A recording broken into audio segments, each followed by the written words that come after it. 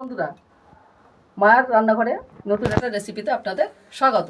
আজকে আমি আপনাদের বানিয়ে দেখাবো যে কিভাবে বাড়িতে 2-4টে উপকরণ দিয়ে কিভাবে বিট লবণ তৈরি করা যায়।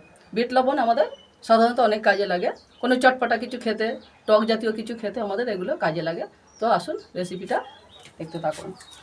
আমি একটা কড়াই বসিয়ে দিয়েছি, কড়াইটা গরম হয়ে গেছে। আমি কিছুটা নুন এর মধ্যে ঢেলে দিলাম, দিয়ে এটাকে একটু লো ফ্লেমে এটাকে আস্তে আস্তে নাড়তে হবে। বন্ধুরা, এইভাবে বিট লবণটা একটু নেড়ে নিয়েছি, একটু ঝরঝরে হয়ে গেছে। তো এর মধ্যে আমি কয়েকটা শুকনো লঙ্কা দিয়ে দেবো, কিছুটা গোলমরিচ দিয়ে দিলাম, একটু সাদা জিরে দিয়ে দিলাম, দিয়ে তাকে এর মধ্যে দিয়ে আস্তে আস্তে লো ফ্লেমে ভেজে নিতে হবে। তো দেখুন বন্ধুরা, এইভাবে লো ফ্লেমে আস্তে আস্তে একটু সময় ধরে নেড়ে নিতে হবে। দেখুন কালারটা কতটা চেঞ্জ হয়ে গেছে। তো এইভাবে যদি বাড়িতে বানিয়ে নেওয়া যায় তাহলে বাজার থেকে আর কিনে খেতে হবে না। এইভাবে বাড়িতে সাধারণ কয়েকটা উপকরণ দিয়ে বাড়িতে বানিয়ে রেখে দেবেন, তাহলে বাজার থেকে কিনে আনতে হবে না।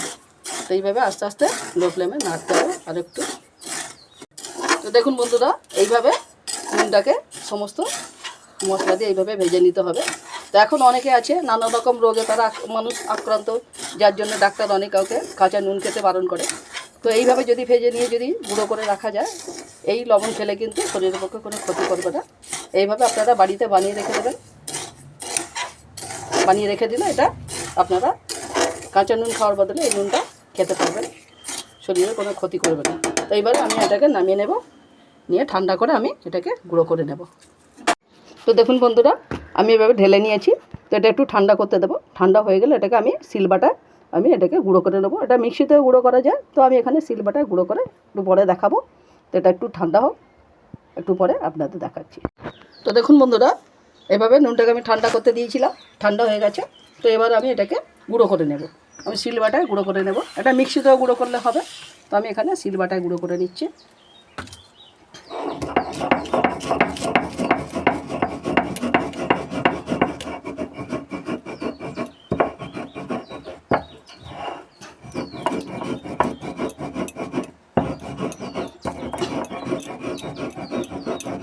তো দেখুন বন্ধুরা, এভাবে আমি শিলবাটায় সমস্ত লবণগুলো গুঁড়ো করে নিয়েছি।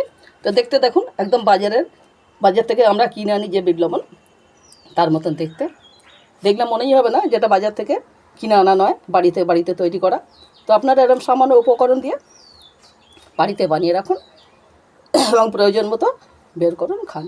তো আমার রেসিপি যদি আপনাদের পছন্দ হয়, আপনারা আমাকে একটা লাইক, শেয়ার, কমেন্ট করে আমার পাশে থাকবেন এবং ইউটিউব থেকে দেখে থাকলে একটা সাবস্ক্রাইব করবেন। তো পরবর্তী রেসিপিতে আপনাদের সঙ্গে আবার দেখা হবে। টাটা।